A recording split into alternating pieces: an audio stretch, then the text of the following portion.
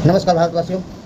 आज हम बात करेंगे सुप्रीम कोर्ट के जज कपिल सिब्बल ने जो 15 अगस्त के मोदी जी जो भाषण दिए हैं उसमें बहुत कुछ कहे हैं और उसको डिफ़ाइन किए हैं कि क्या क्या उनकी नियत और नीति और भाषण में अकाज में अंतर है, वो डिफ़ाइन किए हैं। डिफ़ाइन करके बताए हैं कि ये सरकार जो इलेक्ट्रो बॉन्ड के द्वारा पैसा जो तसला गया और वो पैसा से देश का काम होता तो कहाँ से कहाँ पहुँच जाता, लेकिन वह यह काम बीजेपी के कार्यालय में बनाने का काम किया। यहाँ तक बोले कि हम दिल से बात कह रहे हैं, आज सब कुछ जो कह रहे हैं जो दिल से बात कर रहे हैं। यहाँ तक कि जो सेकुलर की बात कर रहे हैं और इनके जो बजरंग दल के जो दल हैं आक्रमण करते हैं तो ये चुप्पी साध देते हैं और बहुत सी बात बोलें और चर्चा किए प्रेस कॉन्फ्रेंस में। उनकी बात को सुनिए और समझिए कि क्या बोले हैं। तब जो इस तरफ आना चाहते हैं क्योंकि उनके हालात बांग्लादेश में ठीक नहीं है, उनको आने नहीं देते। वो भागवत जी ने आज खुद बयान दिया है कि भाई हमें उनकी चिंता है और हम सब लोगों की चिंता है। क्यों नहीं आने देते? ये राजनीति है क्योंकि वो बंगाली हिंदू हैं। तो इस किस्म की राजनीति को करना देश के हित में नहीं है। अभी देखो, जो हमारे जो क्रिमिनल लॉज हैं, कोई भी नागरिक हो सभी को का पालन करना पड़ता है, सभी प्रोसिक्यूट होते हैं अगर कोई गलत काम करे।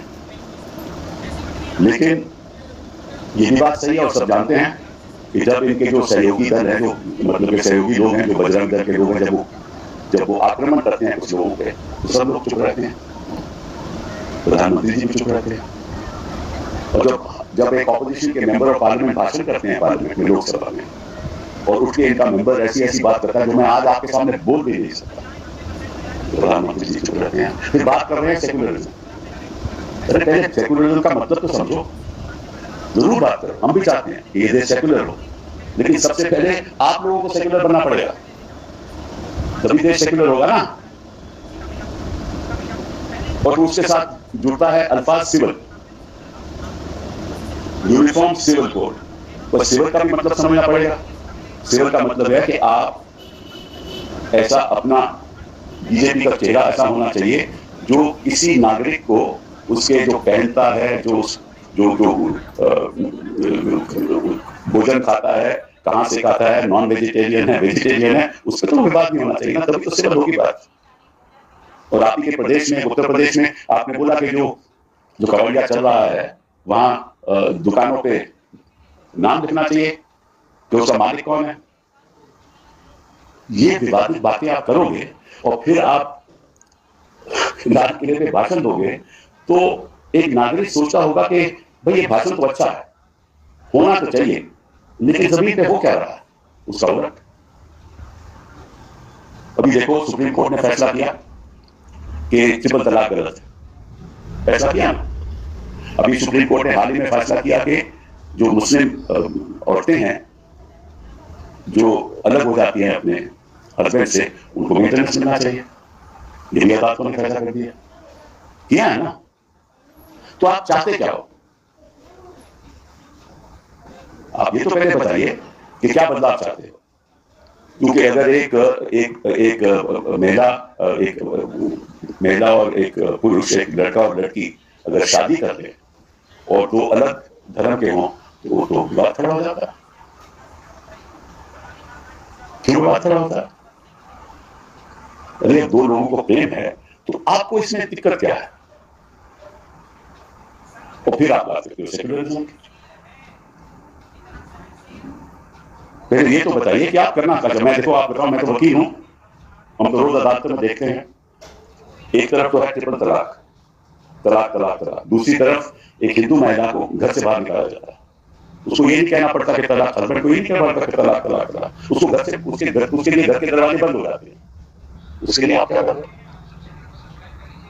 सालों साल वो महिलाएं भटकती रहती है, वकीलों को पैसे देती है, मेंटेनेंस मिलता नहीं है। मेंटेनेंस मिलता ऐसा मिलता है कि भाई खर्चा होता नहीं है, बच्चे उनके पास रहते हैं, बच्चों का खर्चा कोई नहीं देता, हस्बैंड पैसे नहीं देता। रोज के रोज हम देखते हैं सुप्रीम कोर्ट में, हाई कोर्ट में, रोज के रोज देखते हैं। वो हिंदू महिलाएं हैं, उनके लिए आप क्या कर रहे हैं? मुस्लिम महिलाओं के लिए तो आपके हमदर्दी है,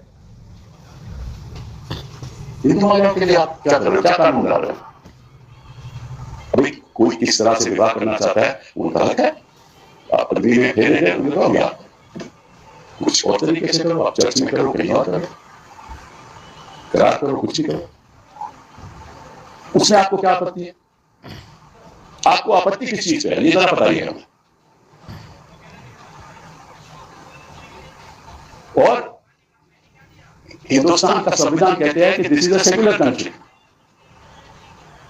और सेक्युलरिज्म को आप अपनाइए, गले लगाइए, भाषणों से नहीं, भाषणों से, अपने एक्शन से, बयानों से, बातचीत से, बर्ताव से ऐसा लगे हर नागरिक को कि मेरे धर्म का कोई लेना देना नहीं है, मैं इस देश का नागरिक हूं, ये सरकार सब नागरिकों के लिए सब कुछ करेगी। असली मुद्दे देश के सामने जो हैं वो ये नहीं है। यूसीसी कोई ऐसा मुद्दा नहीं है जिससे देश आगे नहीं बढ़, जिसके बिना देश आगे नहीं बढ़ सकता। देश आगे तभी बढ़ेगा जब आप साथ इकट्ठा लेकर, सबका साथ सबका विश्वास जो आप बात करते हो वाकई में उसका पालन करो। ना आपके 10 सालों में सबका साथ मिला, ना सबका विश्वास मिला, और ना कभी आपने प्रयास किया। जो देश के सामने मुद्दे हैं वो आर्थिक मुद्दे हैं सबसे बड़े। और जो घुसपैठियों की बात करते हो ना, मेरे से ये बात भी सुन लो, इस देश में सबसे बड़े घुसपैठिए कौन है? मैं आपको बताता हूं। जो गिनी चुनी सरकारों को, जो इलेक्टेड गवर्नमेंट्स हैं, उनको तोड़ते हैं और अपनी सरकारें बना लेते हैं, वो असली राजनीतिक घुसपैठिए हैं। एक इलेक्टेड सरकार को आपने कई ऐसी सरकारें गिराई, आप राज कर रहे हो। राजनीतिक घुसपैठिए वो हैं जो कुछ लोगों को वोट नहीं करने देते, मत नहीं डालने देते, और शासन उनका साथ देता है। लोगों की वोट रद्द की जाती है, इलेक्टोरल रोल में नामो निशान नहीं रहता। ये असली मुद्दे हैं देश की डेमोक्रेसी के। आपको ख्याल करना चाहिए। हमारे बच्चों को नौकरी कैसे मिले? आपने 1500 रुपया महाराष्ट्र में कहा कि हम महिलाओं को देंगे, अच्छी बात है, ये नहीं है, पर राजनीति मतलब चुनाव से पहले तो यही प्रयास है ना कि किसी तरीके से वोट खरीदे जाए। ये मैंने पिछले 10 सालों में देखा, आज मैं दिल से बात कर रहा हूं, पिछले मैंने 10 सालों में देखा है कि जिस किस्म की राजनीति पिछले 10 सालों में हुई है हिंदुस्तान के इतिहास में नहीं हुई, और विवादित राजनीति। हमारे सामने जो मुद्दे हैं, बेरोजगारी का मुद्दा है, स्किल डेवलपमेंट का मुद्दा है, आप भाषण तो रोज कर देते हो, हाँ हम करेंगे। आपने क्या है पिछले 10 सालों में? आप पहले कहते थे मुझे 7 महीने दे दो, 7 महीने दे दो, मैं बदल दूंगा हिंदुस्तान का नक्शा। फिर जब 7 महीने खत्म हो गए, आपने कहा कि मुझे 5 साल और दे दो, वो भी आपको मिल गए। फिर आपने वो चुनाव शुरू कर दिया, राम मंदिर का मुद्दा, फिर 370 का मुद्दा, लेकिन जनता ने विश्वास नहीं किया। 5 अगस्त 2019 में आपने 370 खत्म कर दिया। चलिए, देश की भी यही मंशा थी, 370 हो गया, आपको राजनीतिक फायदा हुआ। आपने राम मंदिर बना लिया, अब वहां शिलान्यास करने गए, सब कुछ किया ना आपने, फायदा हुआ आपको। जनता ने फिर भी आपको पूर्ण बहुमत नहीं दी। इसका मतलब जनता नहीं चाहती कि आप विवाद के आधार पर राजनीति में आए। जनता चाहती है कि जो उनकी जो समस्याएं हैं, शिक्षा की समस्या, स्किल डेवलपमेंट की समस्या, स्वास्थ्य की समस्या, महिलाओं की सुरक्षा की समस्या, जिसके बारे में आपने बात की और अच्छी बात की है, और ये बात आपको कई बार करनी चाहिए थी, क्योंकि पिछले 10 सालों में कई ऐसी घटनाएं हुई हैं महिलाओं के प्रति जो शर्मनाक हैं, और हर बात पे जांच होनी चाहिए, कोई दिक्कत नहीं है। लेकिन ये असली मुद्दे हैं, महिलाओं को रोजगार कैसे मिले, महिलाओं के रोजगार है ना कमती होता जा रहा है। हमारे माइग्रेंट लेबर जो दूर दराज जाकर नौकरी लेकर घर पैसा भेजते हैं, वो माइग्रेशन कैसे बंद हो? जहां वो बैठते हैं उनको वहां क्यों नहीं नौकरी मिलनी चाहिए? आप इंडस्ट्री को इतना फायदा देते हैं, उनको टैक्स का फायदा देते हैं, आपको कुछ मिला नहीं। अगर यही जो इलेक्ट्रल बॉन्ड आपने दिए हजारों करोड़ लाखों करोड़ में, अगर यही इलेक्ट्रल बॉन्ड आप नहीं देते और यही स्किल डेवलपमेंट में खर्चा करते तो हिंदुस्तान कहीं का कहीं पहुंच जाता। बट बॉन्ड आपने लेने थे क्योंकि आपको अपने दफ्तर बनाने थे। उस दिन मैं पीछे गया गुवाहाटी, तो मैं मेन रोड पे जा रहा था, तो मुझे ड्राइवर ने बोला कि ये देखिए सर, ये क्या है, कौन सी, ये लगता है कोई 5 स्टार होटल है। तो मैंने कहा मुझे तो नहीं मालूम साहब, ये बीजेपी का दफ्तर, ये इलेक्ट्रल बॉन्ड से बना। तो दफ्तर तो आप इलेक्ट्रल बॉन्ड से बनाओगे, वही पैसा अब अगर स्किल डेवलपमेंट खर्च करते तो क्या कल बदल जाता है हिंदुस्तान का। जितनी बेरोजगारी हमारे देश में है और उसी की वजह से आज युवा भी नाराज हैं और मिडिल क्लास भी विश्वास नहीं करती। ये रियलिटी है। तो प्रधानमंत्री जी, हम आपका आदर करते हैं, जिस पद पर बैठे हुए हैं उसका आदर करते हैं, आप हमारे प्रधानमंत्री हो, लेकिन हम आपके साथ हाथ मिला के हिंदुस्तान को आगे बढ़ाना चाहते हैं। और ऐसे मुद्दे पार्लियामेंट में या आउटसाइड पार्लियामेंट आप बताइए ताकि हम आपका साथ दे सकें।